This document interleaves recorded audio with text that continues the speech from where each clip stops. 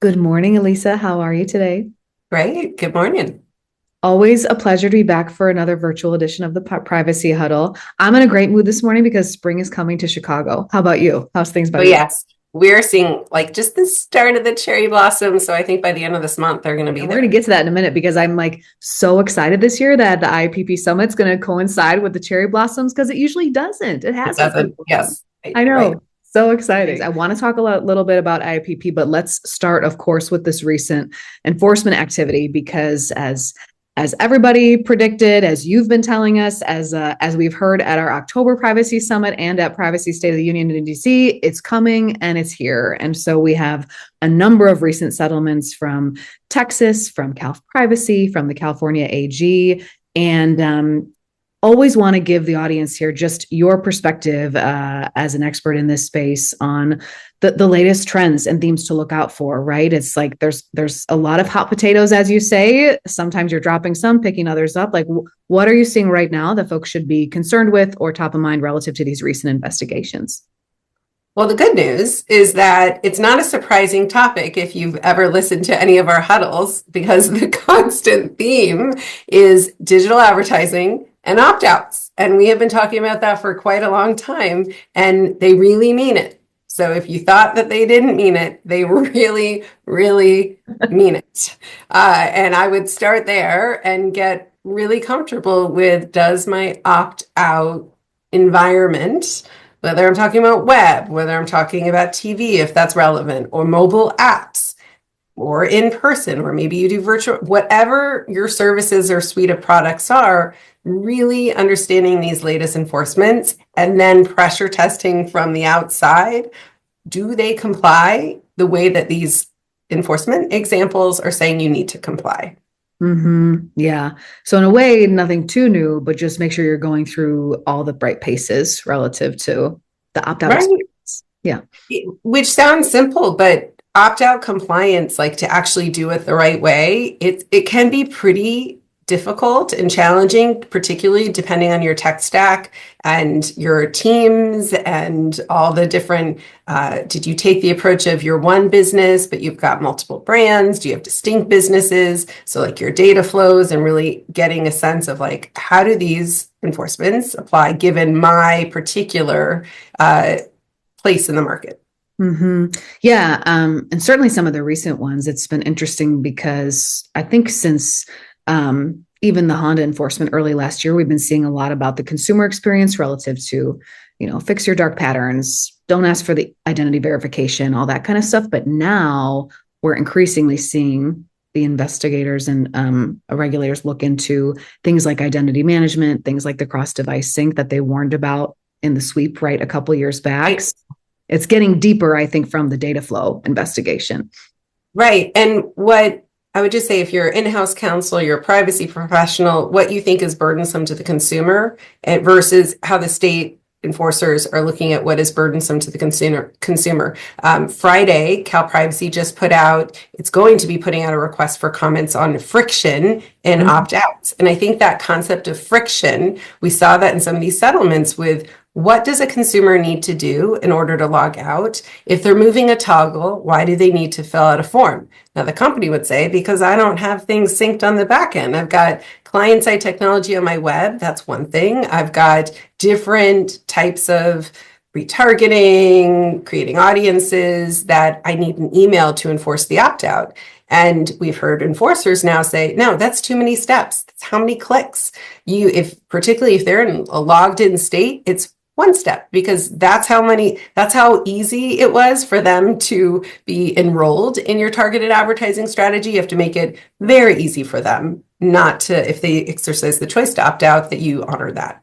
Yeah. And that tie, I think, to that, what tech are you using for advertising and however sophisticated that is, well, you probably should be able to do that for privacy reasons too. I think that's really interesting that the regulators are connecting those dots because, as we all know, marketing teams are flying fast when it comes to connecting the dots to make sure we're advertising and personalizing. And so the idea of, if you're sophisticated there, you should be sophisticated on privacy. I don't know that every brand is thinking in that way, that those things should be par, right? On par. No, but that it's an aggravating factor in the way that the state AGs are looking at that, because they look at it as you're monetizing data, but you didn't build up the compliance infrastructure to really match your monetization of the data. Now, whether you think that's accurate or not, that is how they look at it. So it really goes to, well, what does the compliance side look like? And do we have appropriate resources towards that? Yeah. Now, of course, we continue to see California be one of the most active states. What are you noticing in terms of the differences between what CPPA Cal Privacy is focused on enforcing versus what the California Attorney General is focused on? Well, the overlap is still the opt-out point. We saw in dark patterns, user experience. Cal Privacy is also very much focused on data brokers under Tom Kemp's leadership, and they've got the Delete Act and the drop regs coming. So I think we're going to see more and more data broker enforcement, but that's not to the exclusion of opt-out. I would say we're going to see more Honda, Todd Snyder, just some of those, the Ford, like those are the examples. I think the way that Cal Privacy has really prioritized different from California AG, where they are really looking at a beginning to an end to end.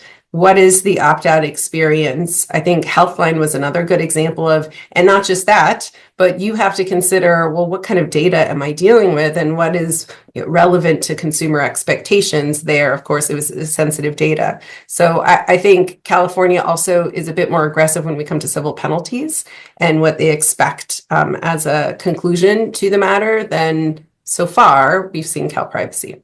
Okay, that's helpful. And then how are you advising clients to think about this kind of in alongside the concern with all the class action, right? The CIPA, VPPA, wiretapping stuff. I mean, these are obviously two realms that are both focused on front-end data collection and privacy practices, but they're also different. And so how should brand leaders juggle these two things? Well, one, never let an opportunity go by. So if the CIPA is driving some urgency because you have a demand or a lawsuit, and so that helps with resources or attention by the business to make some changes, I would leverage that. But when you're thinking about executing, what's my solution to mitigate my CIPA risk or my VPPA risk with a banner, don't do it to the detriment of your state privacy compliance. And so the execution really, really matters. That goes to the language you're using in your banner. It goes to the choice presented, if there's a choice presented in the banner. It goes to what is that banner covering up? What is that banner interfering if somebody actually wants to opt out? All of those things need to interact. And then what does your hygiene look like in terms of tags firing? I think more often than not, we're seeing on the back end, things are not synced, or maybe the vendor they're using has some kinks to work out, but somebody opts out and you still have a number of tags still firing. So what is the lag time, number one, but also what's just not routed in as part of an opt-out because different business people continue to put tags on at different times. So do no harm, but have a coherent overall strategy when it comes to your targeted advertising, just period. And that will help you with CIPA, and that will help you with your state privacy compliance. Yeah. And by the way, folks, we see it all the time. Even best intentions, it can be tricky to line up these tags with the consumer choice in the banner. And I'll drop the link in the comments. We do have, if you're curious, a free privacy health check you can take from Ketch. So you can just do a quick look at, are these things synced to your consumers' choices, which may be a quick gut check for you on the health of your collection practices. Maybe I'll just add just a closer to that point. We have seen so much movement by in-house counsel. And so privacy teams, privacy professionals, privacy compliance, privacy engineers, there is mobility. And then what is the institutional knowledge? Where did things leave? We haven't seen a whole bunch on the procedures, the checklist, the memorializing of here's our strategy, here's what we're doing here. And so you've just got a lot of new people who need to learn the facts on the ground. And some of that delay can contribute to some of these risk issues. I mean, it changes so quickly. I can't blame teams for not being able to keep tabs on what their marketing teams are doing or putting on the site. Very tricky. Yeah. All right. Well, thanks for the great advice on that topic, Alysa. Let's switch gears back to those cherry blossoms. Of course, we have to talk about IAPP coming at the end of this month, Global Privacy Summit in DC. Kelley Drye and Ketch teams will be there on the ground. And I am so excited for this March 30th, the Monday night of the conference dinner that we're putting together in the beautiful new Kelley Drye space, featuring a fireside chat with Kashif Chand from the New Jersey Attorney General Office. Alysa, tell us about why you wanted to spotlight him and the state of New Jersey. Well, one thing we hear about clients when they become a target of investigation is usually like, I didn't know this state was interpreting the law this way. How come we're getting singled out? How come they didn't put guidance in advance? And I think New Jersey is just one I want to put on the map. You haven't heard headlines from New Jersey, but they've got a comprehensive privacy law, they've got draft regulations, and then they just had an administration change. So that was some of the reason with Mikey Sherrill that we haven't heard so much from New Jersey, but that's a pretty active office overall on consumer protection. And I do think 2026 is going to see more of New Jersey in this space. And so I think it's just a good reminder, guys, don't forget about New Jersey, dust off those the draft regulations to just get a sense of what might be coming and, pressure test a bit. It's not just Daniel's Law in New Jersey. There are some other things we need to be cognizant of. I love it. Well, folks, we're hosting that dinner March 30th in DC. I'll drop the link below to learn more, but we'd love to include certainly our customers and friends who are interested as long as space allows. So we'll drop the link and would love to see you all there. With that, of course, the other thing we can expect around IAPP Summit is often big announcements. Alysa, any predictions for what's coming later this month? What do you think we're going to hear in the headlines? Well, if there's a privacy conference or several, usually you hear the regulators drop an announcement. So I think, one, I'm looking for that, but also looking, as soon as those become public, yes, we get the headline and the number, look at the practices and then compare the practices to your practices. But there's the IAB law and policy. We're going to see some other states talk, Virginia. We're going to see some Virginia AG office representation there. So that's a state we just haven't heard a whole lot from. That's really interesting. So I would both focus on the enforcement headlines as well as just what are some of these statements that the AG participants are making and take that back to the business and risk assessment.